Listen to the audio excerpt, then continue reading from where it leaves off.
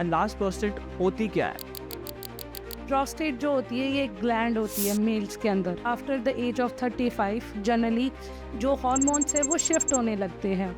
उनकी sexual life के ऊपर मैंने सुना है कि एनलार्ज प्रोस्टेट का काफ़ी बड़ा इफेक्ट पड़ता है। डायरेक्टली प्रोस्टेट का सेक्स लाइफ से इतना फ़र्क नहीं पड़ता, बट इनडायरेक्टली येस। डॉक्टर के पास गया, उसने सीधी बात बोली कि you have to go for the surgery. उस सर्जरी का उसकी लाइफ के ऊपर क्या इफेक्ट पड़ेगा? आई वुड से सर्जरी एक लास्ट ऑप्शन होना चाहिए। तो मैम लाइफस्टाइल चेंजेस भी एनलार्ज प्रोस्टेट की हेल्थ पे असर डालता है? यस, बिल्कुल डालते हैं। सो नेचुरल तरीके से क्या इसका कोई सोल्यूशन हो सकता है? Yes, definitely. तो मैम अगर किसी को अर्ली साइंस लग रहे हैं इसके, तो उसको फर्स्ट स्टेप क्या लेना चाहिए? First step. Hello everyone, welcome to life सरोतास फर्स्ट पॉडकास्ट, जहाँ हम बात करेंगे एक्सपर्ट से मॉडर्न हेल्थ इश्यूज़ के बारे में और उनके नेचुरल सॉल्यूशंस एंड ट्रीटमेंट्स के बारे में। सो आज का हमारा टॉपिक मेंस वेलनेस के ऊपर है, जो अक्सर नज़रअंदाज कर दिया जाता है। कई लोग तो इसके बारे में बात करने से भी हिचकिचाते हैं। एक टैबू सा क्रिएट हो चुका है। इसका नाम है एनलार्ज प्रोस्टेट और उसके सेक्स लाइफ के ऊपर इफ़ेक्ट्स।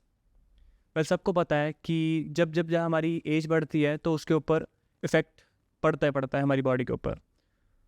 बट जब ये इफ़ेक्ट हमारी यूरिनेशन फंक्शनिंग एंड हमारी सेक्स लाइफ के ऊपर पड़ता है तो काफ़ी कन्फ्यूजन एंड स्ट्रेस सा क्रिएट हो जाता है, जिससे हमारी डेली लाइफ भी काफ़ी डिस्टर्ब हो जाती है। Well, lack of information and awareness की वजह से काफ़ी लोग इस चीज़ की हेल्प लेने में भी देर कर देते हैं, जिससे ये प्रॉब्लम बद से बदतर हो जाती है। सो आज हमारे साथ है डॉक्टर अनीता सूद, जो 10 साल से ज़्यादा एक्सपीरियंस के साथ हज़ारों लोगों की नेचुरल हीलिंग में मदद कर चुके हैं और खुद कई फॉर्मुलेशन भी फॉर्मुलेट कर चुके हैं। सो वेलकम डॉक्टर अनीता, कैसे हो आप? Good. So ma'am, my first question is अपना एनलार्ज प्रोस्टेट होती क्या है? क्योंकि मैंने 12 साल के हमारे स्कूल लाइफ में भी इसके बारे में बात नहीं करी जाती। हमारे रिलेटिव्स, हमारे फ्रेंड सर्कल्स में भी इसके बारे में बात करने में बहुत हिचकिचाहट होती है। So can you please elaborate that? See medically जो प्रोस्टेट एनलार्जमेंट है उसको BPH कहा जाता है, यानी कि बेनाइन प्रोस्टेटिक हाइपरप्लेजिया। और प्रोस्टेट जो होती है ये एक ग्लैंड होती है मेल्स के अंदर। It's a walnut size gland जो कि यूरिनरी ब्लैडर के नीचे होती है और यूरेथ्रा को एनसर्कल करके होती है। और जो यूरेथ्रा होता है ये एक ट्यूब लाइक स्ट्रक्चर होता है जो कि ब्लैडर से यूरिन को एक्सपेल आउट करने का या सीमेन आउट करने का काम करता है। ओके। सो होता क्या है, after the age of 35 generally जो हॉर्मोन्स है वो शिफ्ट होने लगते हैं। टेस्टोस्टेरोन का जो लेवल है वो कम होने लगता है और ईस्ट्रोजन नाम का एक हार्मोन है वो बढ़ने लग जाता है, और उसकी वजह से जो प्रोस्टेट ग्लैंड की सेल्स हैं वो बढ़ने लग जाती हैं। प्रॉब्लम तब आती है कि जो प्रोस्टेट का साइज इतना बड़ा हो जाता है कि जो ट्यूब लाइक स्ट्रक्चर है उसको प्रेशराइज करना शुरू कर देता है, और उसकी वजह से यूरिन पास आउट करने में प्रॉब्लम आने शुरू हो जाती है, जैसे बार बार यूरिन पास आउट करना या यूरिन कम्प्लीटली आउट नहीं हुआ है, इस तरह की जो प्रॉब्लम्स हैं वो आनी शुरू हो जाती हैं। So doctor, can you please explain enlarge prostate के अर्ली सिम्टम्स, सो दैट कि हमारी ऑडियंस को भी पता लग पाए कि क्या क्या इसके अर्ली साइंस होते हैं, एंड अगर उन्हें कुछ दिखते हैं अपनी बॉडी में तो वो इसके ऊपर जल्दी जल्दी कुछ कर पाएँ, एंड किस एज में ज़्यादातर ये प्रोन होते हैं? See, it is very important to know the sign and symptoms of enlarged prostate, और उसकी वजह से आप जो ऑपरेशन की तरफ से खुद को बचा सकते हो, ऑपरेशन वाली स्टेज से अपने आप को पहले ट्रीट कर सकते हो।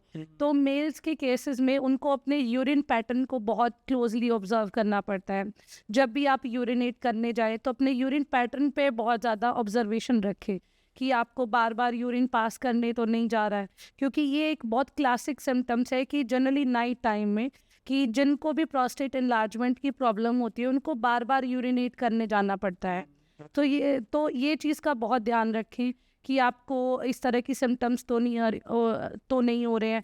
एंड इन जनरल इस तरह की जब प्रॉब्लम होती है तो वो लोग एक मीटिंग तक भी ठीक से अटेंड नहीं कर पाते हैं।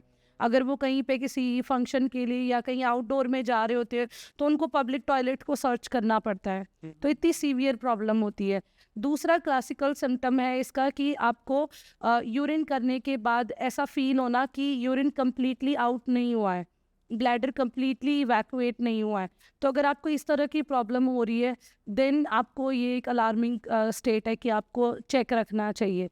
तीसरी चीज़ है कि यूरिन पास करने जब जाते हैं, नॉर्मली जब पर्सन यूरिन पास करता है तो यूरिनेट में मेल्स का एक यूरिन जो है वो एक आर्क की शेप में गिरता है, थोड़ा दूर जाके गिरता है। बट इन जनरल जो प्रोस्टेट वाले जो पर्सन होते हैं उनमें जो यूरिन का स्ट्रीम होता है वो बहुत वीक होता है और इंटरप्टेड होता है। तो अगर इस तरह की प्रॉब्लम आपको आती हैं तो आपको अपना यूरिन के को इवैल्यूएट करवाना ज़रूरी है, प्रोस्टेट को इवैल्यूएट करवाना ज़रूरी है। उसके अलावा एक सिम्टम है delay in urination. Normal person urinate करने जाएगा तो वो बहुत जल्दी और ईजिली उसको यूरिनेट करते हैं। बट अगर आपको डिफ़िकल्टी हो रही है, आपको बहुत ज़्यादा प्रेशर लगाना पड़ रहा है, तो ये भी एक साइन है कि आपको अपना प्रोस्टेट हेल्थ को इवैल्यूएट कराना चाहिए।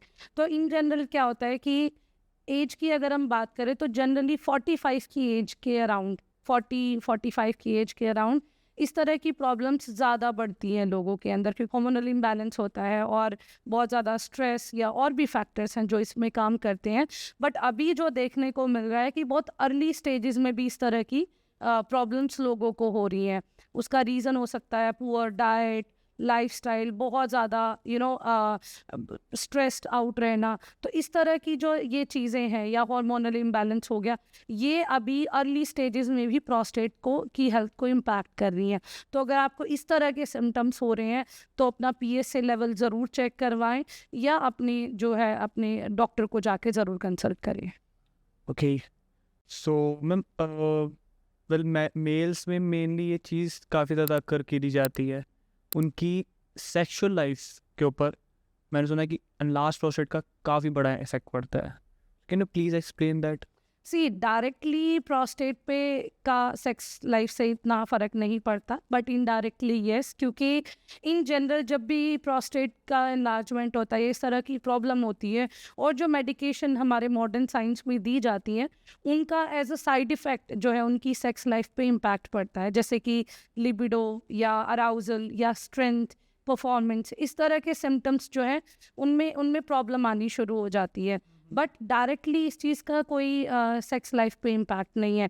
ये सिम्टोमेटिकली अगर बात करें कि अगर एक पर्सन को बार बार यूरिनेट करना जाना पड़ रहा है, हर वक्त उसके माइंड में यही है कि मुझे यूरिन का पास करने जाना है, तो वो फिर अपने पार्टनर को परस्यू कैसे करेगा? सो इनडायरेक्टली सेक्स लाइफ पे या इंटीमेट लाइफ पे इफेक्ट तो पड़ता है। Okay, so doctor, let's suppose किसी ने अपनी अनलार्ज प्रोस्टेट की प्रॉब्लम लेके डॉक्टर के पास गया किसी, एंड उसने सीधी बात बोली कि you have to go for the surgery. So उस सर्जरी का उसकी लाइफ के ऊपर क्या इफेक्ट पड़ेगा, एंड स्पेशली उसकी सेक्स लाइफ के ऊपर? आई वुड से सर्जरी एक लास्ट ऑप्शन होना चाहिए, क्योंकि जितने भी पॉजिटिव फैक्टर्स हैं पहले हमें उन पे काम करना चाहिए। और अगर डॉक्टर ने ये प्रेस्क्राइब कर ही दिया है कि surgery is the last option, कि प्रोस्टेट का साइज़ इतना बढ़ गया है कि अब उनका यूरिन ब्लॉकेज होना शुरू हो गया है या बहुत ज़्यादा प्रॉब्लम होनी शुरू हो गई है, सो वो एक लास्ट ऑप्शन होना चाहिए। उसके अलावा जो है मैं सजेस्ट करना चाहूँगी कि अपने साइंस एंड सिम्टम्स पे काम करें, ठीक है, अपने डाइट, अपने लाइफस्टाइल पे, अपने हार्मोनल बैलेंस पे नेचुरल तरीके से काम करें। आयुर्वेदा में बहुत सारी ऐसी हर्ब्स हैं जो कि आपको इस प्रॉब्लम से निजात पाने में हेल्प कर सकती हैं। Talking about sex life post surgery, अगर डॉक्टर ने सर्जरी ही एक लास्ट ऑप्शन बोला है तो उस केस में करवानी चाहिए। और उसका सेक्स लाइफ के ऊपर एक नॉर्मल सर्जरी भी करवाते हैं तो इम्पैक्ट तो पड़ता है उसमें। इन जनरल अगर सिर्फ इस सर्जरी की बात करें तो एक साइड इफ़ेक्ट जो इन जनरल आता है दैट इज़ रिट्रोग्रेड इजैकुलेशन, जिसमें कि जो स्पर्म है वो ब्लैडर में चले जाते हैं इंस्टेड ऑफ नॉर्मल पैसेज की बजाय वो ब्लैडर में चले जाते हैं और वो यूरिन के थ्रू आउट होते हैं। सो दैट इज़ वन जो साइड इफ़ेक्ट ऑफ सर्जरी। तो इस तरह की उसके अलावा जो इनिशियल डेज में वीकनेस या बॉडी में रिकवरी जो है वो प्रॉपर उतना टाइम लेता है। सो मेरा यही कहना है कि सर्जरी हमेशा लास्ट ऑप्शन होना चाहिए। और अगर आपको की सर्जरी हुई है तो एक नॉर्मल जो टाइम फ्रेम एक सर्जरी की रिकवरी में लगता है उतना पेशेंटली उस चीज़ को टाइम दे अपनी बॉडी को। अपनी डाइट पे काम करें, अपनी अच्छी हेल्दी डाइट खाएं, एक्सरसाइज करें, और उसके साथ ये चीज़ें दोबारा ठीक हो जाती हैं। जो भी इस तरह की प्रॉब्लम है अराउजल की या परफॉर्मेंस की, ये सारी चीज़ें विद टाइम जो है वो ठीक हो जाती हैं। डॉक्टर, जैसे आपने कहा कि आयुर्वेदिक हर्ब्स भी हैं कई जो इसमें हेल्प करेंगी, सो नेचुरल तरीके से क्या इसका कोई सोल्यूशन हो सकता है, एंड लाइक आयुर्वेदिक हर्बल तरीके से कोई इसका solution, can you please explain? Yes, definitely. Ayurveda symptoms पे काम नहीं करता, और आयुर्वेदा जो है हमेशा रूट कॉज पे काम करता है। और प्रोस्टेट एनलार्जमेंट का जो मेजर फैक्टर है, इन्फ्लेमेशन की वजह से इस तरह की प्रॉब्लम होती है, या हार्मोनल इम्बैलेंस की वजह से होती है। तो इन सारी चीज़ों के लिए आयुर्वेदा में ऐसी हर्ब्स हैं जो इन्फ्लेमेशन को रिड्यूस करती हैं, जो हार्मोन्स को बैलेंस करने का काम करती हैं, जो स्ट्रेस को रिलीव करने का काम करती हैं। So these are the 3 major factors जहाँ पे जो है आयुर्वेदिक हर्ब्स जो है अपना बहुत इंपॉर्टेंट रोल प्ले करती हैं। टॉकिंग अबाउट सम हर्ब्स, तो सबसे पहली हर्ब्स आती है गोक्षुर। गोक्षुर जो हर्ब होती है ये एक नेचुरल डायूरेटिक होती है, जो कि यूरिन के फ्लो को नेचुरल तरीके से सपोर्ट करती है। उसके अलावा इन्फ्लेमेशन को रिड्यूस करती है, DHT हॉर्मोन्स हैं उसको बैलेंस करने का काम करती है। सो जो हार्मोन इम्बैलेंस की वजह से जो इस तरह की प्रॉब्लम होती है, तो वहाँ पे ये बहुत इंपॉर्टेंट रोल प्ले करती है। उसके अलावा पुनर्नवा है। पुनर्नवा एक ऐसी हर्ब है जो किडनी का और ब्लैडर के लिए एक डिटॉक्सिफायर का काम करती है। सो इसको शोथ भी कहा जाता है। जितनी भी इन्फ्लेमेशन या स्वेलिंग या इस तरह की प्रॉब्लम होती है, ये उसको रिड्यूस करने में हेल्प करती है। तीसरी इम्पॉर्टेंट हर्ब है हल्दी, टर्मरिक। टर्मरिक एक नेचुरल एंटी इन्फ्लेमेटरी हर्ब है। कहीं पे भी अगर ग्रोथ होती है बॉडी में, बहुत सारे लोग इस चीज़ को जानते हैं कि करक्यूमिन एक ऐसा एक्टिव एल्कलॉइड है जो कहीं की भी सेल्स की ग्रोथ को कंट्रोल करने का काम करता है। एंटी इन्फ्लेमेटरी है, प्लस आपके पित्त दोष है उसको काम डाउन करने का काम करती है। उसके अलावा तुलसी है। तुलसी एक नेचुरल हर्ब है, स्पेसिफिकली रामा तुलसी की अगर हम बात करें, वो एक तरीके से जो आपके स्ट्रेस हार्मोन है उसको बैलेंस आउट करने का काम करती है। कॉर्टिसोल लेवल को बैलेंस आउट करती हैं, तो उसकी वजह से जो टेस्टोस्टेरोन पे या मेल हार्मोन पे जो इम्पैक्ट पड़ रहा होता था, वो चीज़ बैलेंस आउट होती है। और ये सारी हर्ब्स जो है कलेक्टिवली मिल के जो यूरिनरी हेल्थ है उसको प्रमोट करती हैं। जितना भी इस तरह की प्रॉब्लम हो रही होती है, प्रोस्टेट एनलार्जमेंट की वजह से यूरिन डिफ़िकल्टी हो रही होती है, तो ये सारी हर्ब्स मिलके जो है आपके प्रोस्टेट हेल्थ में बहुत ज़्यादा हेल्प करती हैं। ऐसे ही नागरमोथा हो गई, नीम हो गई, ये एंटीबैक्टीरियल और एंटी इन्फ्लेमेटरी प्रॉपर्टीज़ के साथ होती हैं। सो ये इन हर्ब्स का अगर कॉम्बिनेशन लिया जाए तो आपकी जो प्रोस्टेट हेल्थ है वो बहुत अच्छी हो सकती है। आपको इस तरह की प्रॉब्लम्स जो है वो उनसे बचा जा सकता है। सो मैम, लाइफस्टाइल चेंजेस भी एनलार्ज प्रोस्टेट की हेल्थ पे असर डालता है? यस, बिल्कुल डालते हैं। बहुत सारी डिजीज़ ऐसी होती है जो लाइफस्टाइल चेंजेस की वजह से होती हैं, और अगर उनमें चेंजेस कर लें हम तो इम्प्रूव भी हो सकते हैं। सबसे पहले अगर बात करें सेडेंट्री लाइफस्टाइल की वजह से, सेडेंट्री लाइफस्टाइल जो प्रोस्टेट हेल्थ पे, प्रोस्टेट के ऊपर एक कंटिन्यूस प्रेशर डेवलप करता है, तो उसके केसेस में हमें अपनी बॉडी की, अपने लाइफस्टाइल के अंदर बहुत सारे चेंजेस लाने चाहिए। हमें लाइट ब्रिस्क वॉक कर सकते हैं। उसके अलावा सेकंड मोस्ट इम्पॉर्टेंट फैक्टर है हाइड्रेशन।